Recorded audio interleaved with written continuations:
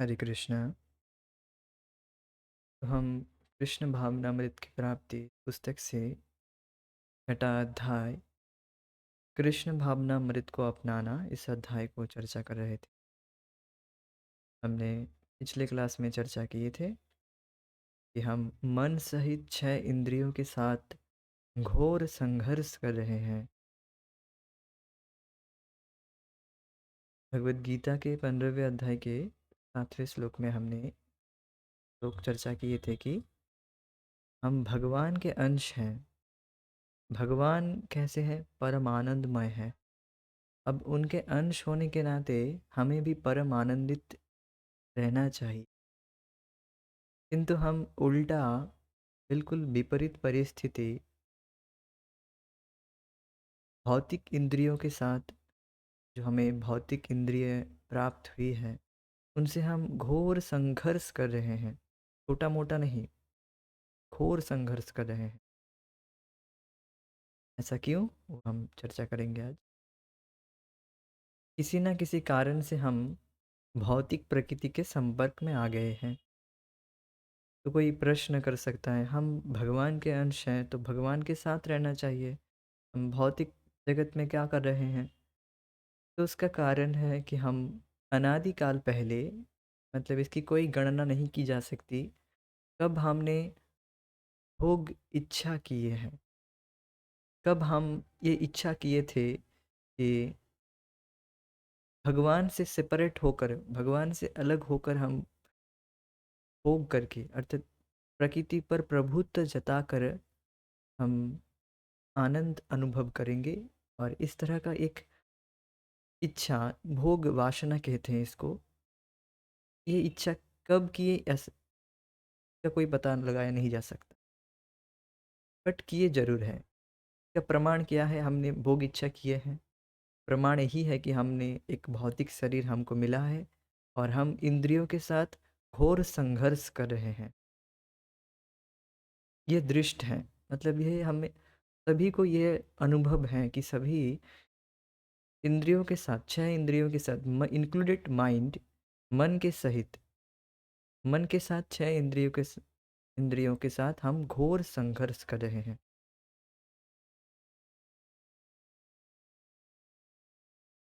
तो इंद्रियों, तो 6 इंद्रियों के सहित 6 इंद्रियों के कारण अपने अस्तित्व के लिए घोर संघर्ष कर रहे हैं। यह डार्विन का एक सिद्धांत है, अस्तित्व के लिए संघर्ष, सर्वाधिक समर्थ जीव का प्रभुत्व।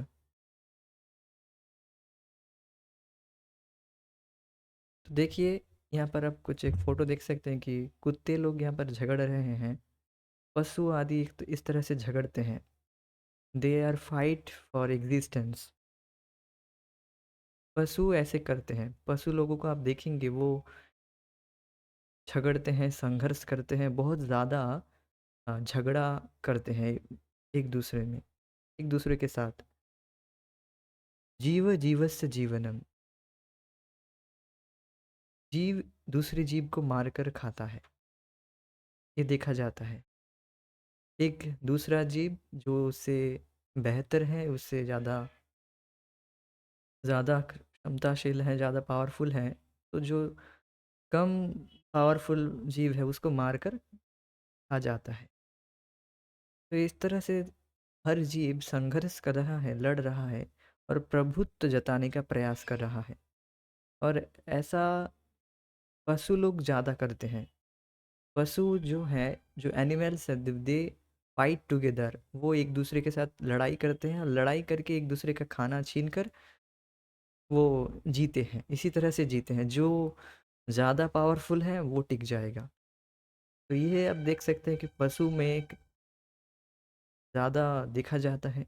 पशु लोग इस तरह से प्रभुत्व जताने का प्रयास कर रहे हैं। प्रभुत्व जताने का मतलब क्या है? प्रभुत्व मतलब क्या है? प्रभुत्व मतलब एक सेंस ऑफ डिस्पेरिटी, विषमता। कोई बड़ा है, कोई नीच, कोई कोई बड़ा आदमी है तो वो जो छोटा आदमी है, मतलब कम पावरफुल आदमी है उसको दबाकर वो जीता है। उसका पैसा छीन कर, उसका धन छीन कर, सब कुछ छीन कर इस तरह से देखा जाता है। तो इसे कहते हैं विषमता। एक प्रभुत्व जताने की एक प्रोपेंसिटी है जगत में, जो कि संघर्ष का कारण है। अब समझ रहे हैं संघर्ष का कारण क्या है? संघर्ष का कारण यही है कि हम प्रभुत्व जताने का प्रयास कर रहे हैं प्रकृति पर। इन 6 इंद्रियों के साथ क्यों संघर्ष कर रहे हैं? क्योंकि हम भगवान से इतर होकर प्रभुत्व जताने का प्रयास कर रहे हैं। तो ये है उत्तर इसका। अब समझ गए कि हम अब इस पर थोड़ा-सा और ज़्यादा हम मतलब थोड़ा डिस्कस करेंगे, कर रहे हैं और अभी भी, कि प्रभुत्व जताने का मतलब क्या है? प्रभुत्व जताने का मतलब यही है कि हम उस परिस्थिति को कंट्रोल करना चाहते हैं, अपने हिसाब से चलाना चाहते हैं। और आप देख सकते हैं कि कंट्रोलिंग माइंड है सबका। सभी लोग चाहते हैं कि मैं एक इंडिपेंडेंटली जीऊँ जगत में, किसी की ना सुनूँ, मैं केवल अपनी सुनूँ, किसी की बात नहीं मानना चाहता है बद्धजीव। बद्धजीव किसी की नहीं सुनना चाहता है, वे केवल अपने मन की सुनता है, अपना मन जो बोलता है वही वो करता है। तो एक बद्धजीव का ये जो प्रभुत्व जताने की जो टेंडेंसी है, जो भौतिक प्रकृति पर प्रभुत्व जताने की, ये भोग इच्छा के वजह से है। और यही कारण है हम संघर्ष कर रहे हैं इंद्रियों के साथ, क्योंकि इंद्रियों को हम कंट्रोल करके हम भौतिक प्रकृति से सुख प्राप्त करना चाहते हैं। परम पूज्य राधा गोविंद महाराज बोलते हैं कि इस जगत में हर कोई नंबर वन बनना चाहते, हर कोई देखेंगे कि किसी भी फील्ड में नंबर वन बनना चाहते हैं। मुझे तो ये बिल्कुल मेरा अनुभव है। मैं जब स्कूल में पढ़ाई करता था तो माता पिता ऐसे प्रेशर ही दे दिए थे कि मतलब तुम्हें नंबर वन होना ही है, अब चाहे कुछ भी हो जाए, whatever, but you have to do, you have to first in class, otherwise no. तो ऐसा ऐसा ऐसा प्रेशर जगत में देखा ही जाता है, लोग देते ही हैं। नंबर वन हो भी जाए तो फिर भी एक ईर्ष्या का भाव रहता है, मतलब लोगों के साथ अर्थात जो फ्रेंड्स के साथ उतना मैत्री का भाव नहीं रहता है। वो हर वक्त आपके साथ ईर्ष्या के भाव में रहेगा, एक जलन सा अनुभव करते हैं आपके साथ, एक वो ठंडक सा अनुभव नहीं होता हृदय में। सबके साथ एक खट्टा सा है, अरे ये फर्स्ट क्यों आता है, ये क्यों फर्स्ट आएगा, हम क्यों नहीं आ जाएंगे, ये क्यों इतना एक सेंस ऑफ क्या कहते हैं उसको, द्वेष भाव, ईर्ष्या भाव, कि हम किसी को नहीं बताएंगे। यही प्रश्न मुझे पता चल गया, ये क्वेश्चन एग्ज़ाम में आने वाला है, मुझे पता चल गया, मैं किसी को नहीं बताऊंगा और मैं पास कर जाऊंगा। और देख सकते हैं कि जब एग्ज़ाम के हॉल में अब कोई किसी को मदद नहीं करना चाहता है, स्पेशली जो फर्स्ट आ रहा है उसको बिल्कुल मदद नहीं करना। मैं तो देख सकता था कि मैं तो मेरी मेरे एक प्रश्न शायद मुझे कुछ आता नहीं होगा, तो मैं उनका मदद भी करना चाहूँगा तो वो भी नहीं बताएँगे, अरे इसको नहीं बताएँगे, ये वैसे भी फर्स्ट आ रहा है तो इसको क्यों बताएँगे, ये तो और ज़्यादा आगे निकल जाएगा। तो वो मैं ऐसा अनुभव करता था कि एक ईर्ष्या का भाव, जलते थे लोग, तभी जो स्टूडेंट्स थे। तो ये सब, और भी मैं देखता था कि मैं यद्यपि नंबर वन आ भी जाता था, बट दूसरे स्कूल के बच्चे, मतलब अब मैं तो अपने स्कूल में नंबर वन आ गया, बट दूसरे स्कूल के बच्चे को देखता हूँ तो वो कितने एडवांस है, वो तो और ज़्यादा एडवांस है। तो आप देख सकते हैं कि आप कभी भी नंबर वन नहीं बन पा रहे हैं, हर वक्त नंबर टू ही रह जा रहे हैं। This is not possible in this material world.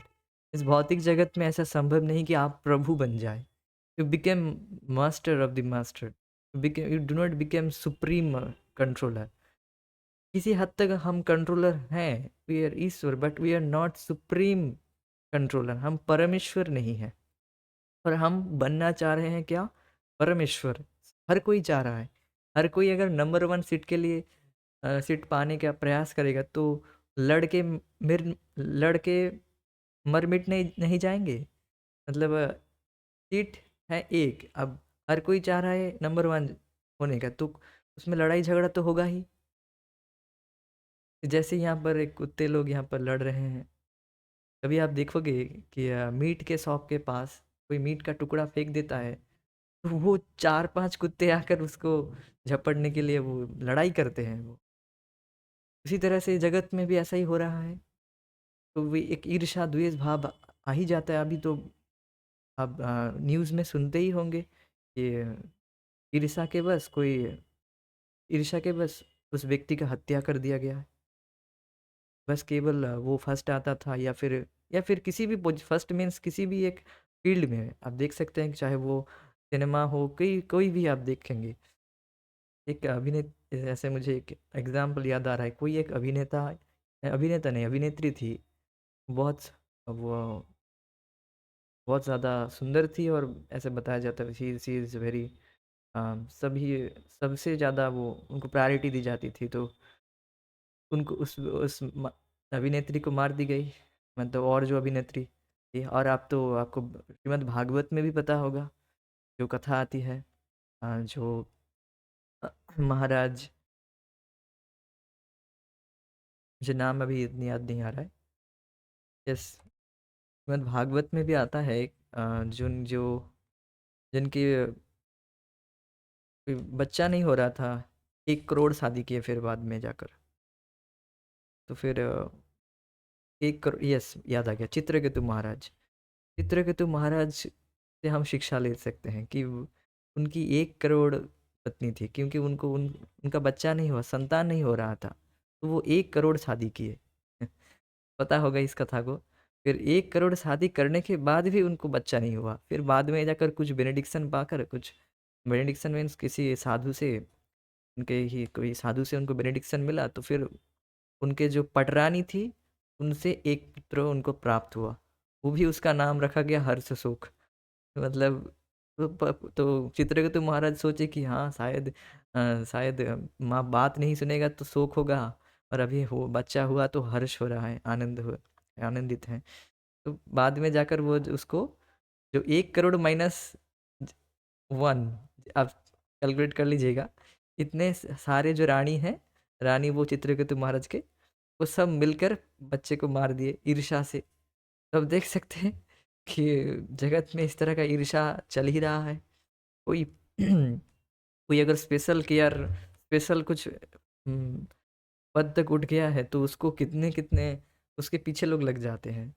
अर्थात इस भौतिक जगत में आप देखेंगे हर कोई नंबर 1 बनने का प्रयास करता है, किंतु वो सफल नहीं होता है। और इसीलिए हमें प्रभुत्व जताने का प्रयास नहीं करना चाहिए।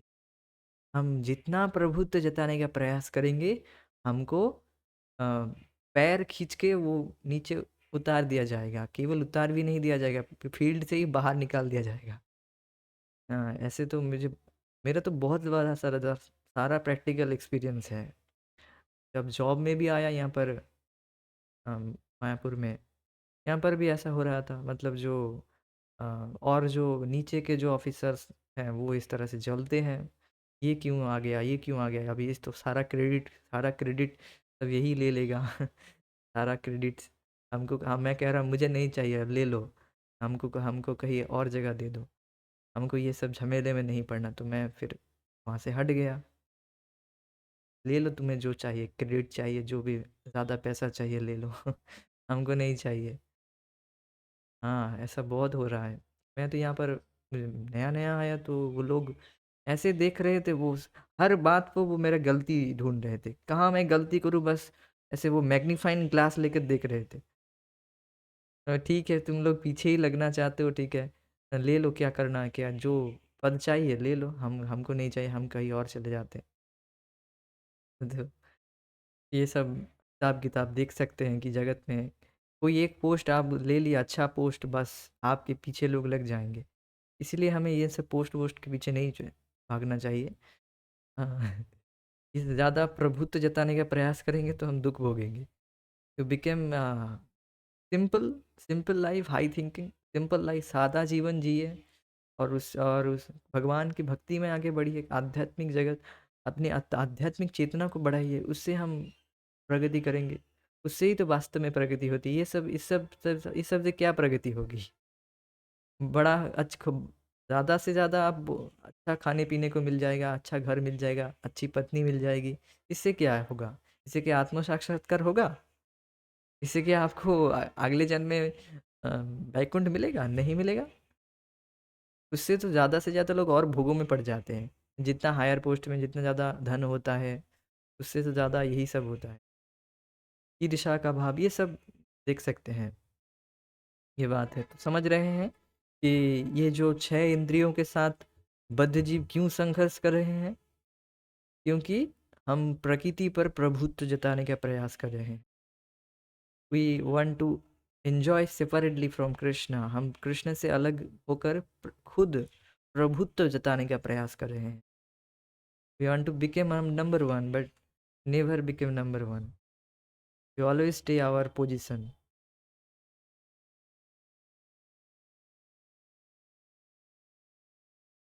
तो हम हमारा स्वरूप है कि हमारा स्वरूप ही है कि हम दासों के दासों के दास हैं। भगवान कृष्ण के दासों के दासों के दासों के दास हैं। Actually we are can we actually everyone servant? Can we everyone are और can we actually everyone boss? हम नहीं बॉस बन सकते किसी का। हम सर्वेंट हैं, हम दास हैं सभी। हम जब ये भावना जितनी प्रबल होगी उतना हम भक्ति में प्रगति कर रहे हैं। ये बात है।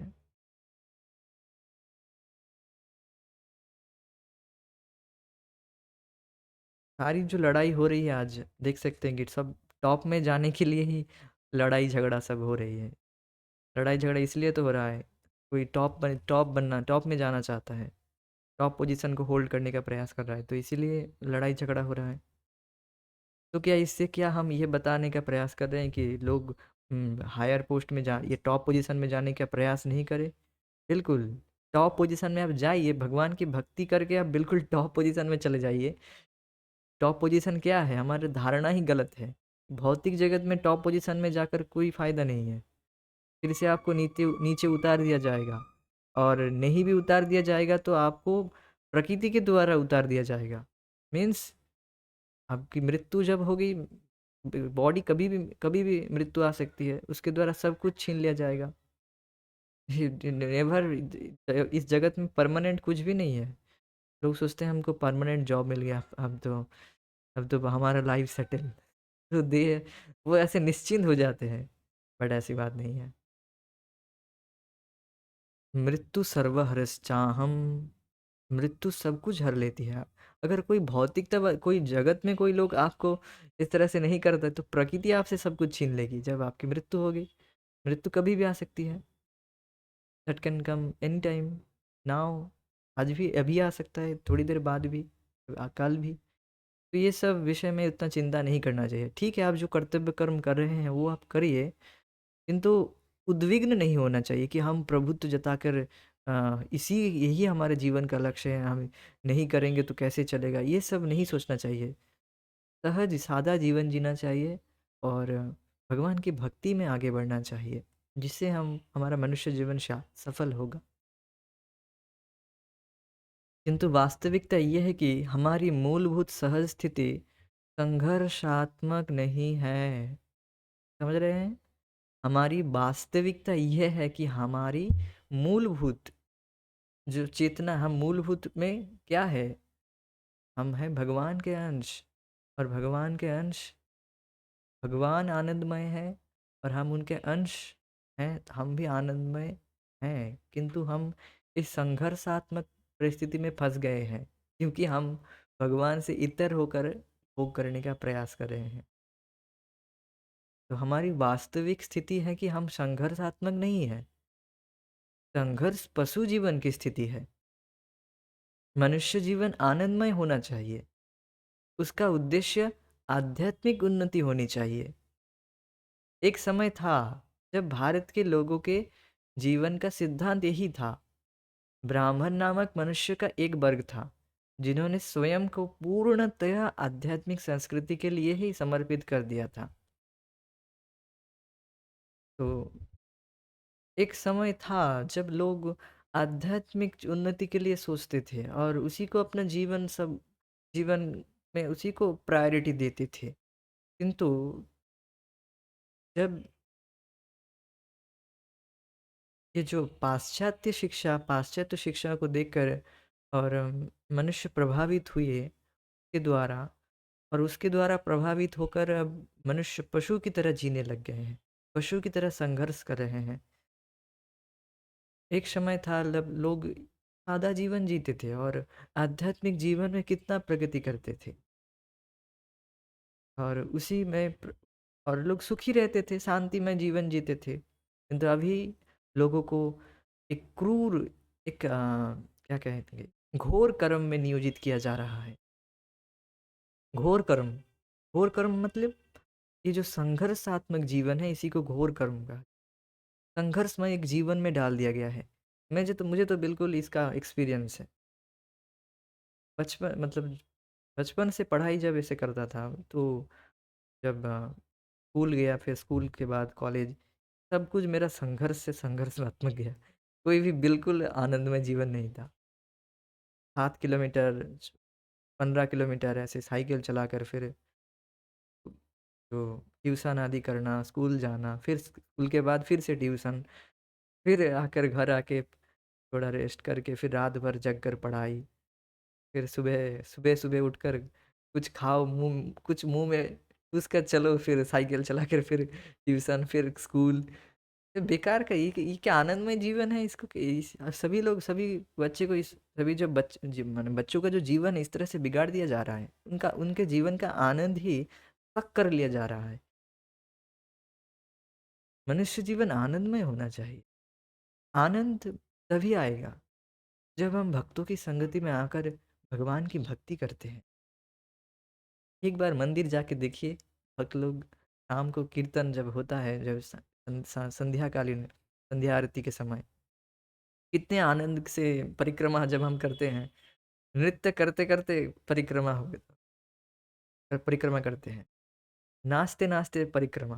That is amazing, that is like Krishna, मतलब कृष्ण बलराम, आप देखेंगे एक फोटो में कृष्ण बलराम अपने ग्वाल बालों के साथ इसी तरह से नृत्य करते करते वृंदावन की यात्रा में, वृंदावन की परिक्रमा नहीं कहेंगे, वृंदावन में ऐसे खेल रहे हैं।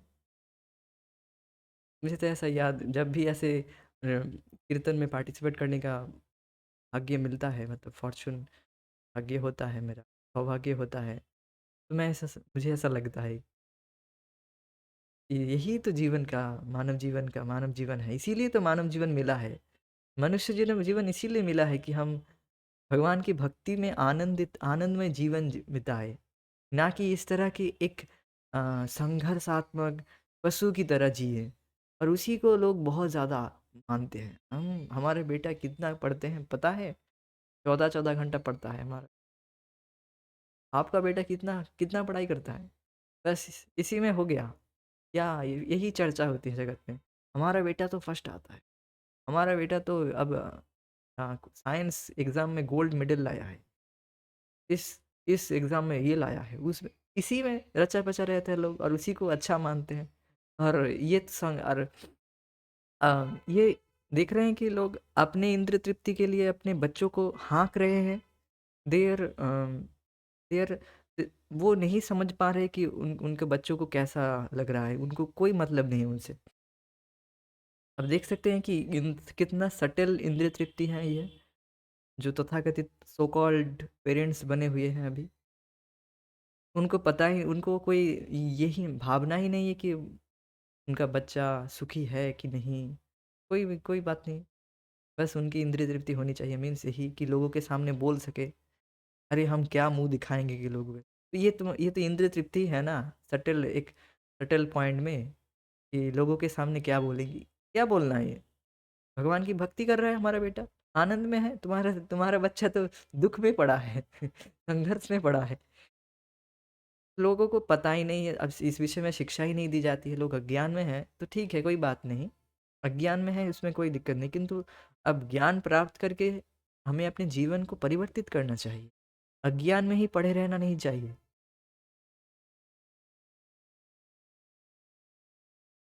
आनंदमय जीवन जीना चाहिए। आनंदमय जीवन तभी है जब हम भक्तों की संगति में आकर भगवान की भक्ति करते हैं, भगवान की सेवा में लगते हैं।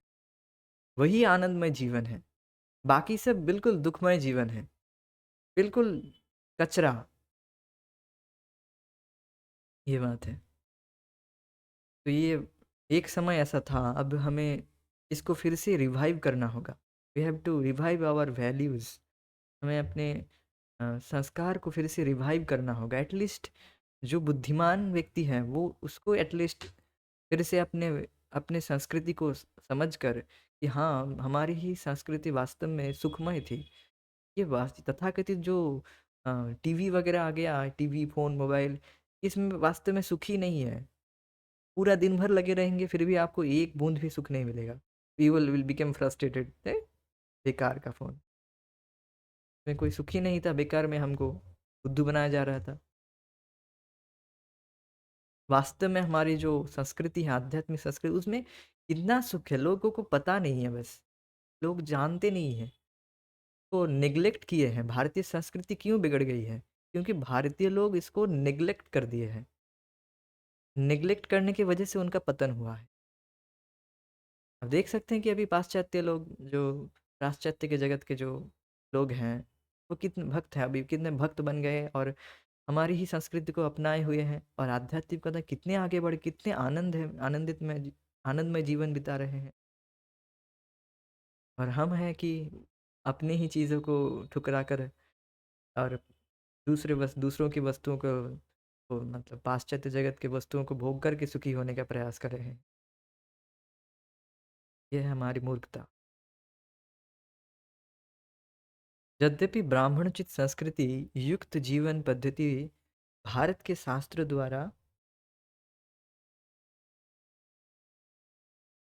यद्यपि ब्राह्मणोचित संस्कृति युक्त जीवन पद्धति भारत के संस्कृति द्वारा निरूपित है, तथापि यह केवल भारतीयों के लिए नहीं है, अपितु समस्त मानव जाति के लिए है। कैसे? देखिए, वेद समस्त मानव जाति के लिए लिखे गए थे, किंतु हुआ यह है कि जब वेद लिखे गए तब संस्कृति नाम से जिसका एकमात्र अस्तित्व था वह आज की भारतीय संस्कृति ही थी। उस समय पूरा ग्रह मतलब पूरा पृथ्वी ग्रह ऋषभ देव के पुत्र सम्राट भरत के नाम पर भारतवर्ष कहलाता था। महाराज भरत समग्र भूमंडल का शासन चलाते थे, किंतु सनई सनई ये भूमंडल विभाजित हो गया। तो कोई कह सकता है कि यह जो कृष्ण भावनामृत है या फिर ये जो अम, वेद हैं, ये तो हिंदुओं के लिए हैं, हमारे लिए नहीं है। हम तो किसी और जाति से हैं, किसी और संप्रदाय से और जाति से बिलोंग करते हैं। हम हमारे लिए नहीं है। तो ये बात गलत है, क्योंकि पूरे पूरा भारतवर्ष जो अभी दिख रहा है इतना छोटा सा, पूरे पृथ्वी ही भारतवर्ष है कहलाता था, पूरे पृथ्वी को ही। परंतु बाद में जाकर ये विभाजित हो गया। तो इसलिए ये मानना नहीं चाहिए कि बस ये भारत के लिए ही, ये भारतवासियों के लिए ही केवल ये शिक्षा है, ये आध्यात्मिक शिक्षा है। नहीं, पूरे मानव समाज के लिए है।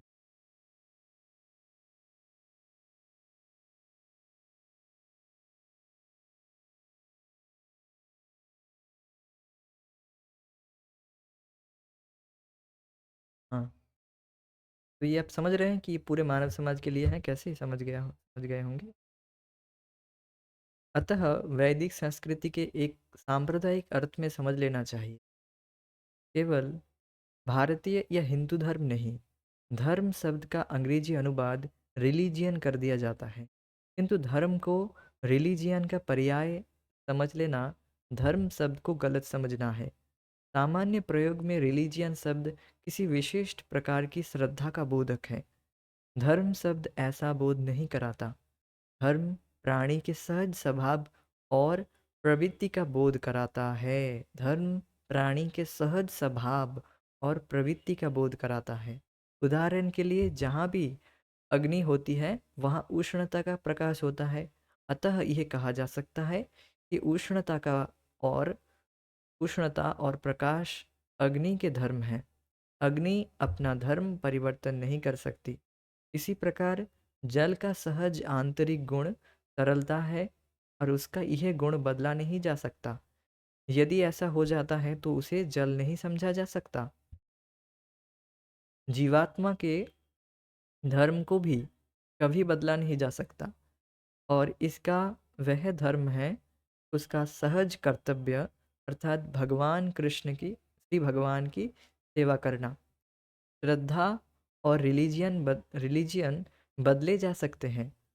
आज मैं हिंदू हो सकता हूँ, किंतु कल मैं एक ईसाई या मुसलमान बन सकता हूँ। इस प्रकार मत में परिवर्तन हो सकता है, किंतु धर्म एक स्वाभाविक क्रम है, एक नैसर्गिक वृत्ति अथवा एक सहज संबंध है। ज्यों ही श्री कृष्ण कहते हैं, ज्यों ही जीवों के धर्म के पालन में हानि होती है अथवा जब अस्वाभाविक कार्यकलाप की अभिवृद्धि होती है, तब मैं अवतरित होता हूँ। तो देखिए धर्म की व्याख्या की कैसे करी गई है। देखिए धर्म क्या है, पहले तो ये बताइए। धर्म मतलब यही है किसी वस्तु की शाश्वत जो कैरेक्टरिस्टिक्स हैं उसकी। देखिए धर्म प्राणी के सहज प्रवृत्ति, सहज स्वभाव का बोध कराता है। धर्म मतलब क्या, किसी प्राणी या वस्तु की सहज प्रवृत्ति और जो उसमें स्वभाव है। जैसे उदाहरण दिया गया है क्या, अग्नि की और पानी का। अग्नि का धर्म क्या है कि उसमें सहज प्रकाश और उष्णता है, यही अग्नि का धर्म है। और पानी का धर्म क्या है, तरलता। समझ रहे होंगे। उसी तरह से जीव मात्र का धर्म है भगवान कृष्ण की सेवा, भगवान की सेवा करना। अब लोग इस धर्म शब्द की गलत व्याख्या किए हैं। मतलब धर्म means not, dharma is not a kind of faith का पर्याय रिलीजियन कर दिया गया है, किंतु religion means some kind of faith, कोई किसी प्रकार का एक विश्वास, ऐसा नहीं। Dharma is not a kind of faith. Faith can be changed, मतलब विश्वास परिवर्तित हो सकता है। आज आप हिंदू हैं, कल आप ईसाई क्रिश्चियन हो सकते हैं, किंतु धर्म मतलब किसी प्राणी या वस्तु की जो सहज प्रवृत्ति है उसको कहते हैं धर्म। और हर हर जीव का सहज प्रवृत्ति है कि सेवा करना, श्री भगवान की सेवा करना, यही है जीव का वास्तविक धर्म।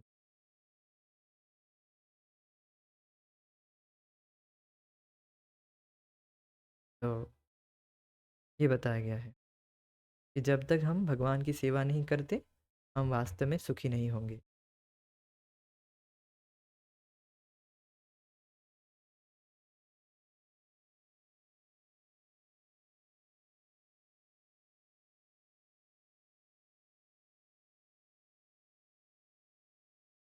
ठीक है।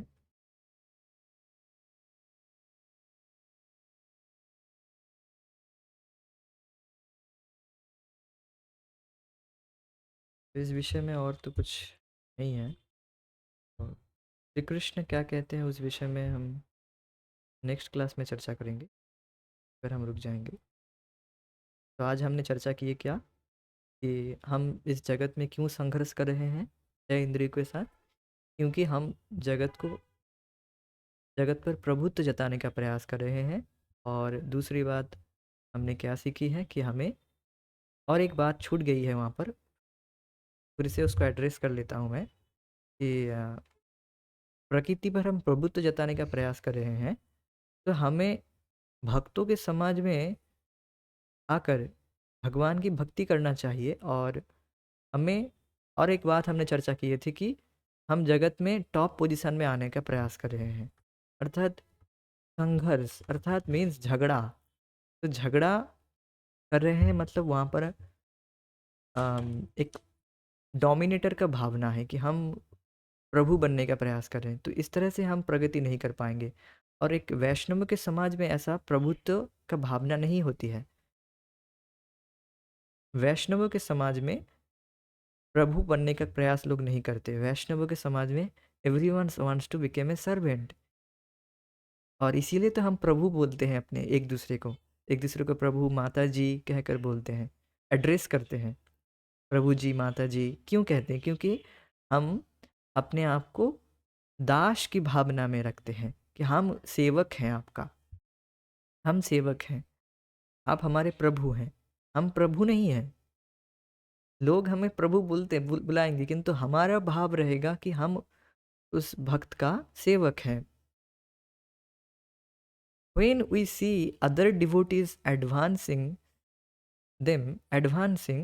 then you, um, when you see other devotees advancing, then you, or doing some special service and you become genuinely happy, then you make advancement। ये परम पूज्य राधानाथ महाराज के स्टेटमेंट है, मैंने यहाँ पर नोट किया था, मैं ये बोलना भूल गया था कि जब हम वास्तविक रूप से प्रगति कर रहे हैं, तब हम भक्तों की प्रगति को देखकर जेन्युइनली सुखी होंगे, आनंदित होंगे कि हाँ, ये भक्त कितने अच्छे तरीके से नाम जप कर रहा है, कितने अच्छे तरीके से भगवान की सेवा में लगा हुआ है। वास्तव में जब हम भक्ति में प्रगति कर रहे हैं, मतलब हम भक्तों की उन्नति को देखकर, प्रगति को देखकर हम जेन्युइनली, हमारे हृदय में प्रसन्नता आ रही है, मतलब हम प्रगति कर रहे हैं। We are advancing in devotional service. If हमारे हृदय में अगर एक ये एक ईर्ष्या का भाव आ रहा है, तो हम प्रगति नहीं कर रहे हैं। ये बात एड्रेस किया मैंने फिर से।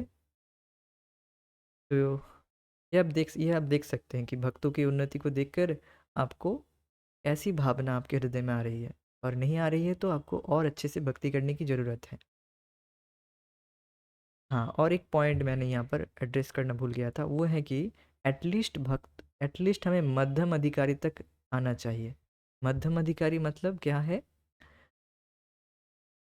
ईश्वरे तद अधीनेषु बालिशेषु दिशस्ु च प्रेम मैत्री कृपापेक्षा यह करोति स मध्यमा। एटलीस्ट हमें मध्यम अवस्था में आना चाहिए। Yes, we know that we all are in अधम, नॉट अधम, हम एक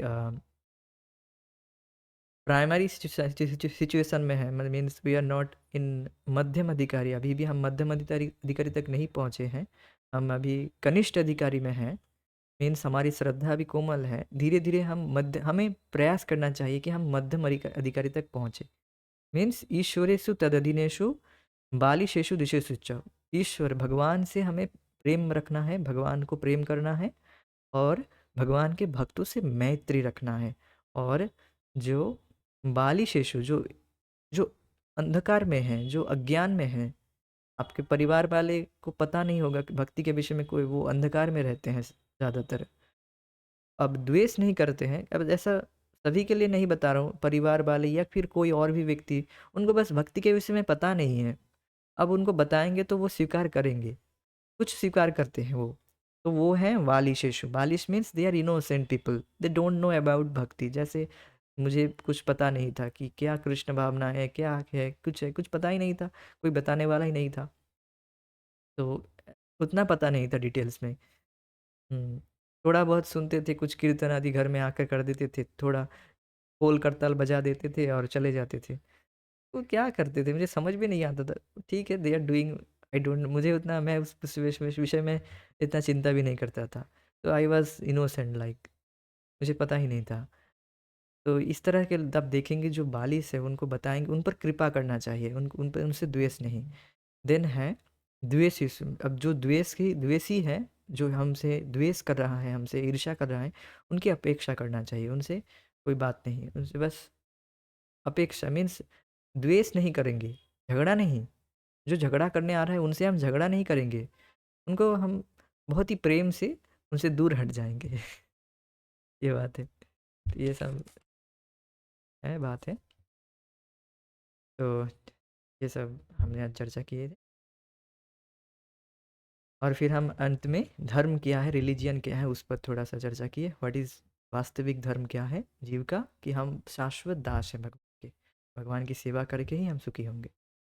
ये बात है, आज हम यहीं पर रुकेंगे। हरे कृष्ण। जय श्रील प्रभुपाद, निताय गौर प्रेमा। Thank you so much, thank you for